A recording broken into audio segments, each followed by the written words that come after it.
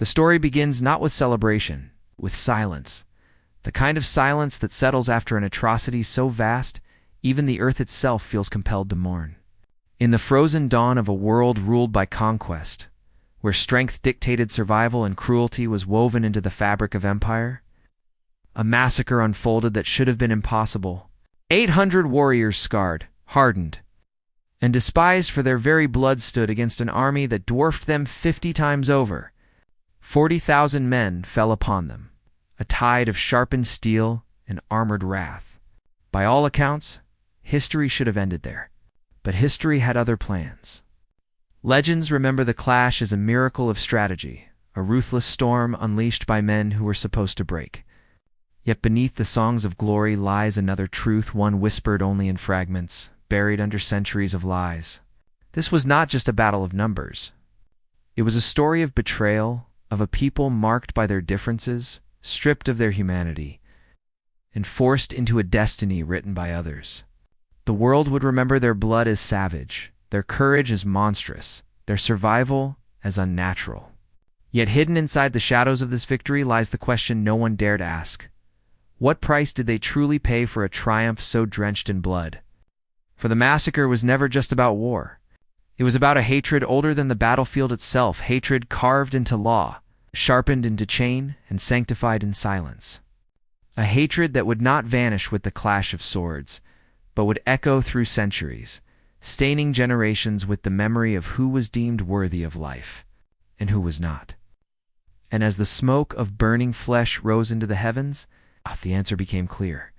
This was not the tale of how 800 Vikings defeated 40,000 enemies. This was the tale of how humanity itself bled on the altar of prejudice. The year was carved in frost and blood, a time when kingdoms rose and fell, not by justice, but by the sword. Across Europe, empires sprawled like predators, feeding on the weaker tribes who had no shield strong enough to resist. Yet in the far north, where seas boiled with storms and winter starved the land, a people endured outsiders, feared and hated in equal measure. They were the Northmen, the raiders, the heathens labeled savages, not for their actions, but for the blood that ran through their veins. To the Christian kingdoms of the south, these men were less than human. Chroniclers painted them as demons who worshipped false gods, cursed children of the ice. Every raid they carried out was recorded not as war, but as desecration. Their women were branded witches, their children marked as unclean, their gods dismissed as the creations of beasts. And so, when alliances were forged to crush them, it was never framed as conquest, it was framed as purification. In that crucible of hatred, a storm began to gather. Word spread that 40,000 soldiers from the mightiest armies of Europe were marching north. They were not merely seeking victory, they sought eradication. To them, the Northmen were not enemies. They were pests, infestations that must be wiped from the earth. Behind banners embroidered with holy crosses, knights and conscripts alike were promised redemption for the blood they would spill. And against this tide, a mere 800 Vikings. They were not chosen champions, nor heirs of noble houses. They were fathers, brothers, exiles, and fugitives, bound together only by necessity. Many carried scars from whips and chains, reminders of what it meant to be captured alive. They knew the fate that awaited if they surrendered. For them, survival was not simply about defending their homes, it was about defending the right to exist at all. As the armies converged, whispers carried across the wind, they will all be slaughtered. Even some of the Vikings' allies abandoned them, unwilling to share in the doom that seemed inevitable. Yet within the dwindling circle of 800, there was no despair. What burned in them was something deeper than hope. It was fury at centuries of being branded monsters, fury at laws that made their children illegitimate, fury at stories that would erase their humanity even if they won. The land itself seemed to conspire against them. They chose their ground on a narrow strip hemmed by forest and river, knowing they could not outrun what was coming. Every man who stood there understood that history would not grant them mercy. If they triumphed, their victory would be twisted into barbarism. If they perished, their deaths would be celebrated as the cleansing of a stain. Yet still, they sharpened their axes, fortified their lines, and prepared to meet the impossible. For though the world saw them as less than human, they carried within them a truth the enemy had overlooked. There is no force more dangerous than the fury of the despised, no weapon sharper than the will of those who have nothing left to lose. And so, as dawn broke on that fateful day, 800 outcasts stood like shadows against the horizon, awaiting the arrival of 40,000 executioners. What unfolded next would etch itself into legend, not for the glory of battle, but for the darkness it revealed about the world that demanded it. The thunder of marching feet shook the earth long before the first soldier appeared on the horizon. From the ridges of the valley, the Vikings could see banners stretching for miles. A river of men armed with steel and certainty. 40,000 soldiers, draped in the colors of kings and sanctified by priests, advancing not as an army, but as an executioner's hand. Every step they took was fueled by conviction. To the knights, this was not conquest, it was deliverance. To their rulers, the slaughter of heathens would be written as holy justice. Even the peasants pressed into service were told they were purging the land of demons, not men. The Northmen, outnumbered 50-1, were already condemned before the first blade was drawn. Yet in the Viking camp, silence reigned. They did not speak of fear. They spoke only of duty. Some knelt to their gods, tracing runes into the dirt.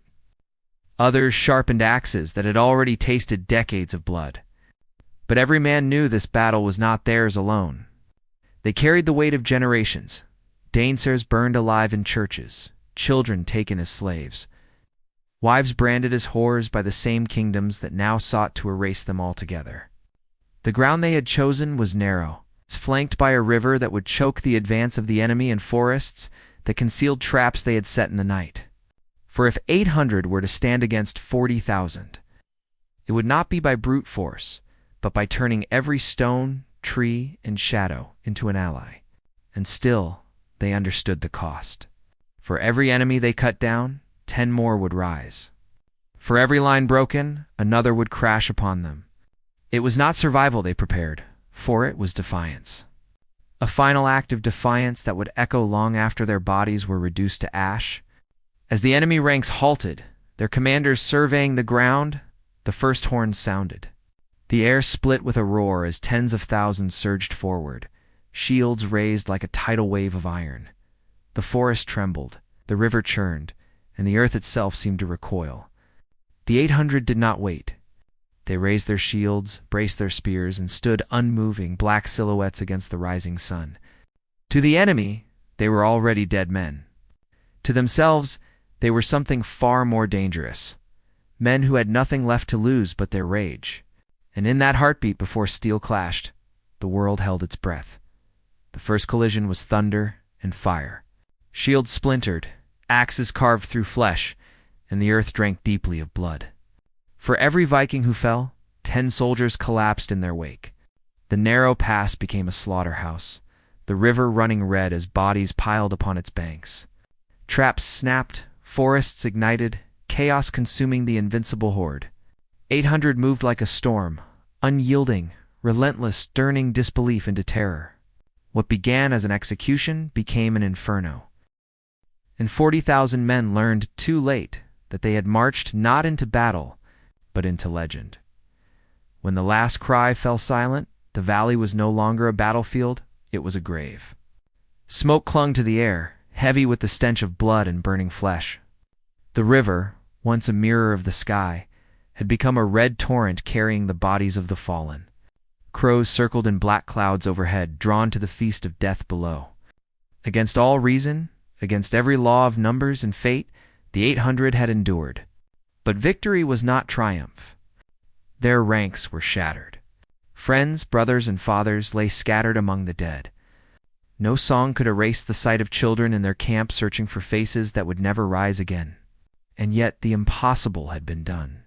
40,000 men had come with certainty, with banners blessed by kings and priests, with the conviction that exterminating heathens was righteous.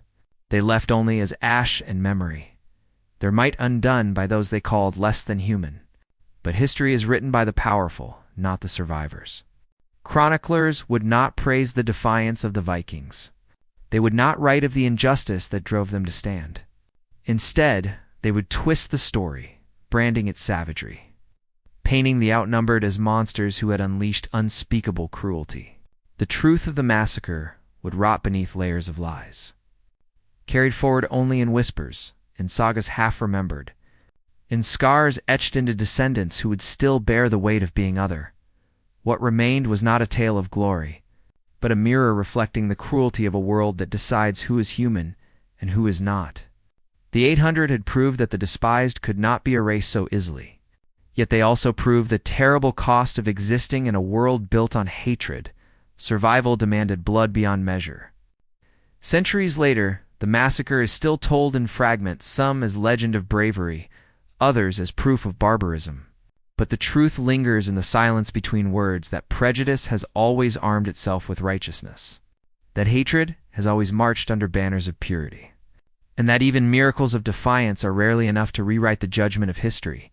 So, the question remains, if 800 outcasts could stand against 40,000 executioners and still be remembered as monsters, what does that say about the world we have inherited? And how many more voices have been buried beneath the weight of lies, erased not by swords, but by silence?